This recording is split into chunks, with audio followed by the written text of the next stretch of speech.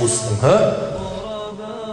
Wie, ihr Muslime seid doch die Rentner verhauen in Deutschland, hä? Die Leute abziehen. Das sind doch die Muslime, die Frauen zum Kopftuch zwingen. Welche Frau hier wurde zum Kopftuch gezwungen? Alhamdulillah. Alhamdulillah. Wenn diese armen Frauen, diese Millionen von Frauen in Deutschland, die zum Kopftuch gezwungen werden, haben, wie viele Frauen mit Kopftuch kennen Sie denn, Frau Müller-Meyer-Schmitz? Wie viele kennen Sie denn? Wie viele persönliche Freundinnen haben Sie denn mit Kopftuch? Keine. Mit wie vielen haben Sie persönlich geredet, ob sie zum Kopftuch gezwungen wird? Keine. Aha. Woher haben Sie das denn, dass die Frauen alle zum Kopftuch gezwungen werden? Aus dem Fernsehen. Aha. Da kriegt man die richtigen Informationen über den Islam. Aber okay. Ja, man hat normalerweise zwei. Nee, Bruder, nicht. Bitte. Guck mal, Klatschen ist sowieso nicht so eine islamische Eigenschaft. Aber okay. Jedenfalls, ja, das sind diese Bilder. Wie Jesus Muslim, Islam, das ist doch eine Religion. Hier in Deutschland werden die Moscheen gebaut und dort drüben sind die ganzen Kirchen am Brennen.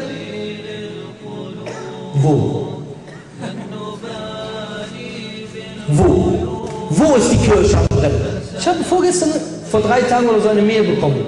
Ja, hier in Deutschland, hier, ihr seid die Flyer am Verteilen bei uns, bei euch in den Ländern sind die Kirchen am Brennen. Wo?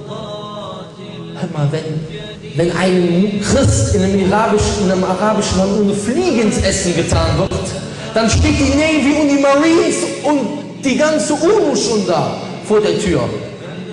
Subhanallah. Hier, Beispiel. Nicht, dass das jetzt jemand falsch versteht. Ich will nicht sagen, ja klar, geh auf die Christenlosen der arabischen Länder, weil die Leute versuchen immer die Wörter umzudrehen. Aber du siehst doch, sobald irgendwas passiert, überall in den Medien. Tausende von Christen werden jedes Jahr in den arabischen Ländern abgeschlachtet. Wo sind die? Wo? Wenn einem was passiert, hier, wir haben es gehört, hier, in der Türkei, ja, wurde ein christlicher Missionar aus Deutschland umgebracht. Steht überall in der Zeitung. Dann müssen ja die anderen Tausenden von Fällen ja auch in der Zeitung stehen, oder? Nee. Klarer Spaß. Und außerdem hat die türkische Regierung das befohlen, dass der umgebracht wird, oder waren das Einzeltäter? Und sind die Leute, die das gemacht haben, jetzt im Gefängnis? Oder haben die einen Ehrenpreis bekommen? In Deutschland werden so viele Menschen von Rechtsradikalen. Ist das die deutsche Regierung? Ist das die Mehrheit der Bevölkerung? Nee. Subhanallah. Wollte ich nur mal so kurz sagen. Die Jugendlichen, die sind bestimmt so kriminell, ne? Weil die Muslime sind. Nee, die sind so kriminell, weil die gar nicht wissen, was Islam ist. Das ist das Problem. Die meisten Menschen wissen es nicht. Das ist der Grund. Ja, und Integration hier, die Menschen, ja, die können alle Deutsch so schlecht. So, sind das nur die Muslime? Wer arbeitet hier in einem Callcenter? Arbeitet in einem Callcenter? Eine Frau, du arbeitest im Callcenter. Okay. Du rufst bestimmt immer an, auch zu anderen Leuten. Ja? Sind das nur die Muslime, die kein Deutsch können? Hier, ich habe mit einem gesprochen, der arbeitet im Callcenter. Da gibt es Russen, die können kein Deutsch, Griechen, die können schlecht Deutsch, Italiener, die können schlecht Deutsch. Ja, aber die Muslime, die schlecht Deutsch sprechen, die können bestimmt kein Deutsch wegen Islam. Die sind so, die Muslime. Deswegen sind die so, weil das ist so eine Religion, ne? Ja, so denken einige. Und Integration. Guck mal hier. Das ist nicht meine Worte, nicht, dass nachher die Türken beleidigt sind, wenn ich das jetzt sage. Und ich rede ja nicht für alle Deutschen. Ich rede jetzt für den, der in der Kneipe von meiner Mutter an der Theke sitzt und sagt, die ganzen Muslime, der Goebbels, der müsste noch mal 3 Monate zurückkommen. Für die rede ich jetzt. Ja? Von denen es 10.000 in Deutschland gibt. 10.000! Und was jetzt sogar noch angeheizt wird, dass eine Moschee schon gebrannt hat. Die Kirchen brennen nicht in islamischen Ländern. In Deutschland brennen die Moscheen, Mashallah. Und warte mal die Zeit ab. Warte noch ein paar Jahre Hetzkampagne ab. Die Muslime wollen uns alle von innen fressen, kommen dies, das. Ja? Warte mal die Zeit ab. Ja? Ich rede für diese Leute jetzt. Und er sagte uns zum Beispiel, ja, die Türken, einmal hat mich einer getroffen im Aldi, ja? Hatte ich so einen schönen Form an, ne? Ja, sie wollen sich doch hier integrieren. Glaub mir, der weiß gar nicht, was Integration heißt. Integrieren! Vogel ist mein Name. Integrieren. Vogel! Jedenfalls. Ich muss das trinken.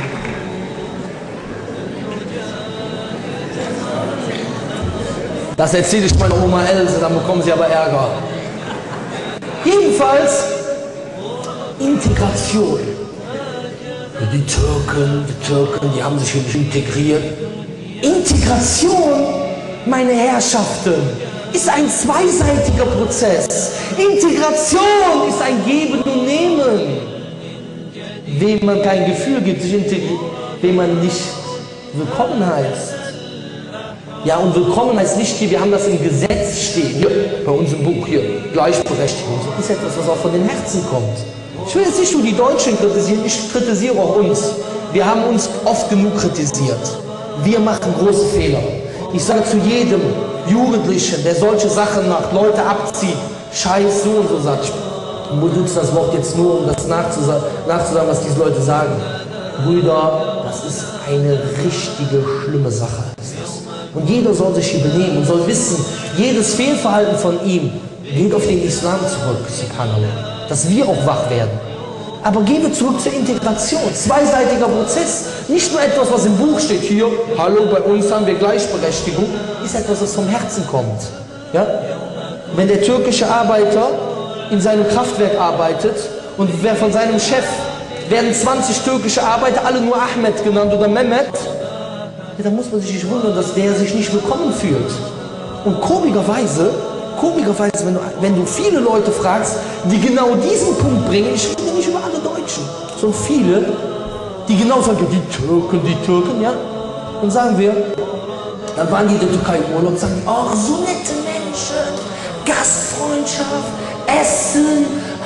Aha, wieso kommst du mit den Türken da zurecht, mit Türken hier nicht zurück? Woran liegt das? Mal drüber nachdenken, das sind dieselben Menschen, oder? Da können wir nur sagen, wenn du mit den Türken nicht zurechtkommst, die in Deutschland wohnen, dann ist das, was Deutschland aus den Türken gemacht hat. Khalas, wenn du damit nicht zurechtkommst. Ganz einfach. Das als Beispiel.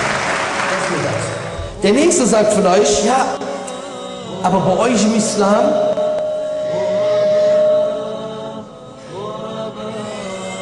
in Afghanistan, da dürfen die Frauen keine Lehrerin sein.